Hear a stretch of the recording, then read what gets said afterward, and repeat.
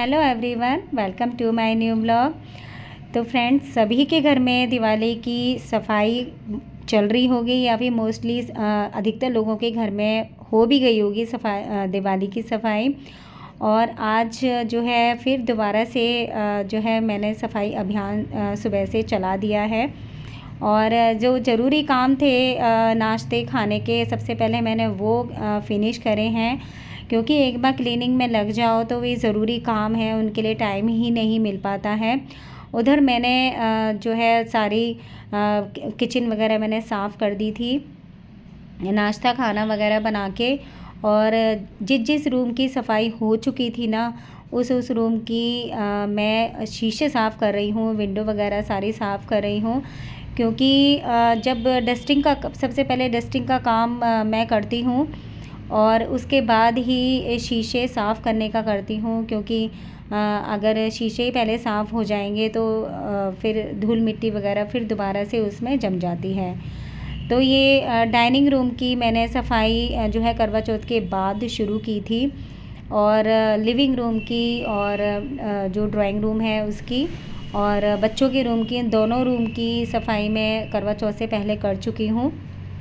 तो उसके जिस रूम की सफाई मैं कर चुकी हूँ उस रूम की मैंने सारे शीशे वगैरह साफ़ किए हैं आज।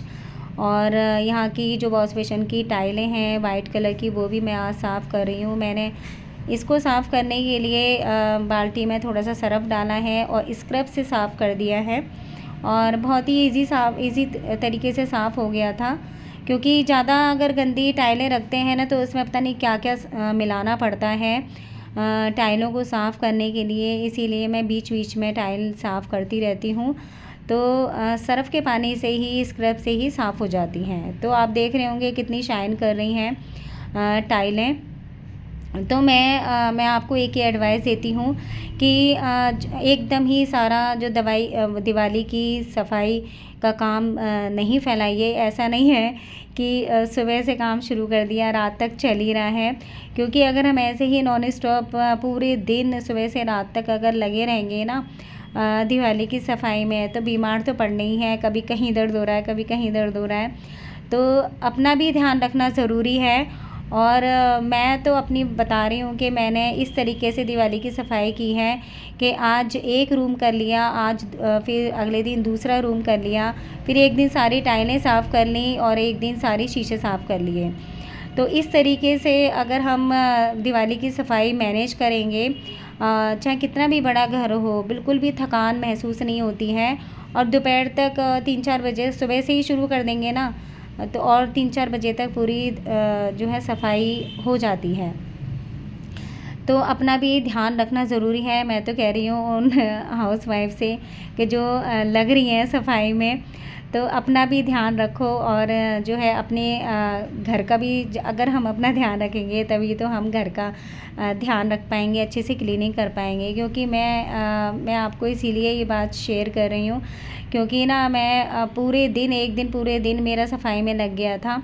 तो होली अष्टमी से एक दिन पहले ना मेरी कुछ ज़्यादा ही तबीयत ख़राब हो गई थी। तो मैं जो है उस दिन क्लीनिंग ही नहीं कर पाई थी। नहीं तो मैं उस दिन किचन क्लीनिंग का मैंने प्रोग्राम बनाया था, पूरा मतलब प्लान करा था कि मैं पूरा जो है डीप क्लीन करूँगी किचन की। तो उस दिन पूरा दिन ही मेरा वेस्ट चला गया था तबीयत ख़राब होने की वजह से। और अगले दिन मैंने होली अष्टमी का व्रत भी रखा। और ये होली अष्टमी के बाद अगले दिन का व्लॉग है, जो कि मैंने सुबह से ही मैं क्लीनिंग शुरू कर दी थी मैंने। और ये नेक्स्ट डे का व्लॉग है। एक दिन मैंने पूरे शीशे साफ़ किए थे और उससे नेक्स्ट डे मैंने ये बेडरूम की सफाई में लग गई हूँ। और पूरा जो है सबसे पहले मैंने जहाँ मेरा हाथ नहीं पहुँचता वहाँ से मैंने हस्बैंड से ही ऊपर से सारा सामान मैंने उतरवाया था। और पूरा धूल मिट्टी का जो है पूरा फेस को कवर करके, पूरा जो है डस्ट न जाए फेस पे मुँह में, इसीलिए मैंने पूरे फेस को कवर किया था। और यहाँ पर ज़्यादा धूल मिट्टी नहीं थी पूरे इस अलमीरा को साफ़ करने में, इसलिए मैंने पूरा जो है जो स्टॉल से मैंने फेस कवर किया था वो मैंने हटा दिया था। क्योंकि ज़्यादा देर तक अगर फेस को कवर करके रखते ना तो दम भी घुटने लगता है, तो अच्छे से जो है काम में भी मन नहीं लगता है। तो यहाँ पर मैंने जो है 1 महीने पहले ही मैंने इस अलमीरा की पूरी सफाई की थी। लेकिन जो न्यूज़पेपर होते हैं ना वो 15 दिन में ही गंदे हो जाते हैं। तो इसीलिए मैंने जो है पूरे दोबारा मैं न्यूज़पेपर चेंज कर रही हूँ। ये थोड़ा मुझे गंदे लग रहे थे।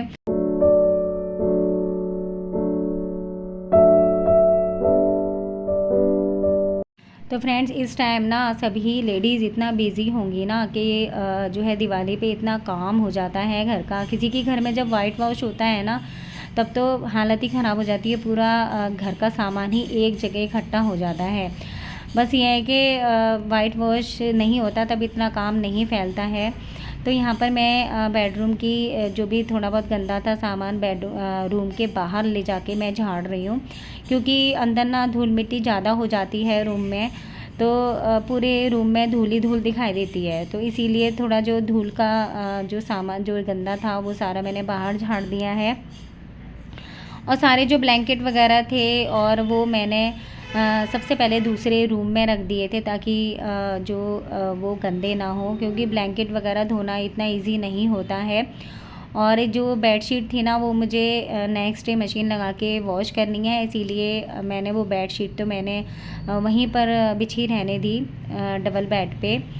तो हम लोग जो है पूरे दिन सफाई में लग तो जाते हैं, लेकिन जब सफाई हो जाती है ना घर की तो इतना सुकून मिलता है कि घर भी इतना अच्छा लगता है, क्लीन क्लीन हमारी मतलब लगता है कि हमारी मेहनत सफल हो गई है।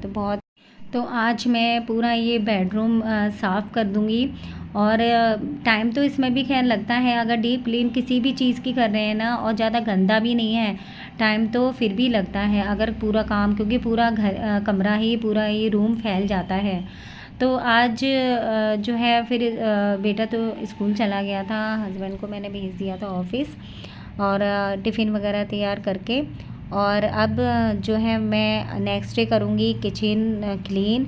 और बस ये है कि उसमें तो हालत ही ख़राब होनी है किचन को साफ़ करने में, क्योंकि उसमें तो जो है हर एक चीज़, हर छोटी चीज़ जो है साफ़ करनी पड़ती है। हर छोटे छोटे जो कंटेनर वगैरह होते हैं जो मतलब उसमें टाइम ही लगता है। कितनी भी साफ़ किचन होगी ना, अगर तुम किचन की डीप क्लीन करोगे ना किचन को, तो वो काम फैलना ही फैलना है।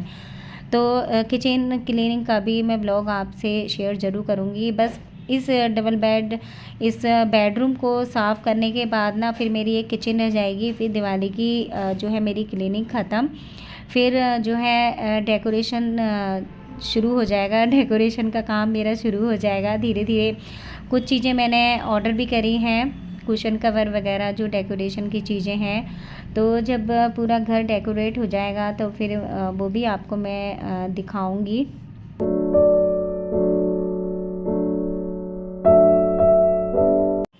तो यहाँ पर मैंने ना पूरे रूम के मैं जाले साफ़ कर रही हूँ, लेकिन जो कर्टेन मैंने निकालने की कोशिश की तो कर्टेन मेरे से निकले ही नहीं। तो कर्टेन लगे हुए ही मैं पूरे जो है डस्टिंग कर रही हूँ। और धुलने तो खैर है ही है ये, और जब हस्बैंड आएंगे ना ऑफिस से तभी उनसे निकलवाऊँगी, क्योंकि जो कर्टेन का जो पाइप है ना वो बहुत ही ज़्यादा टाइट है, वो मेरे से निकला ही नहीं है। तो नेक्स्ट डे मशीन लगाऊंगी तो फिर तभी मॉर्निंग में निकलवा दूंगी सारे कर्टेन। और यहाँ पर मैंने पूरा जो एसी के ऊपर है ना, बस पता नहीं कहाँ से इतनी डस्ट आ जाती है बीच बीच में। अगर आप मेरे ब्लॉग देखते हैं तो आपको पता ही होगा कि कितनी मैं जो है क्लीनिंग करती रहती हूँ पूरे घर की। और उसके बावजूद भी मतलब 4-5 दिन में डेली पता नहीं कहाँ से इतनी डस्ट आ जाती है। तो बस कर्टेन मैंने पूरा लगाया हुआ था, उसके बावजूद भी एसी के ऊपर पता नहीं बहुत सारी डस्ट मुझे दिखाई दी। तो यहाँ पर मैंने पूरा ड्रेसिंग भी मैंने हटा के पूरा, ये मैंने अभी 20-25 दिन पहले ही मैंने पूरा ये ड्रेसिंग हटा के साफ़ किया था नवरात्रों से पहले। तो इसके पीछे भी जो है मुझे जाले दिखाई दिए। तो बस ये है कि दिवाली से एक दिन पहले ना पूरा जो है नवरात्रों से पहले ही मैंने सफाई करी थी, लेकिन इतने डीप क्लीन मैंने नहीं की थी। लेकिन अब ये है कि दिवाली पे तो हर रूम की डीप क्लीनिंग होती है। और पूरे रूम को साफ़ करने के बाद ना मैंने एक नज़र ड्रेसिंग पे भी मारी कि चलो इसमें तो थोड़ा गंदा तो नहीं है, लेकिन पूरा ये साफ़ था। और 1 महीने पहले ही मैंने ड्रेसिंग की ऑर्गेनाइज़ का क्लीनिंग का व्लॉग मैंने अपलोड किया था। तो चलिए फ्रेंड्स, यहीं पे मैं व्लॉग का एंड करती हूँ और उम्मीद है आज का व्लॉग आपको ज़रूर पसंद आया होगा। तो लाइक करिएगा, वीडियो को शेयर करिएगा और चैनल पे पहली बार आया तो चैनल को सब्सक्राइब करिएगा।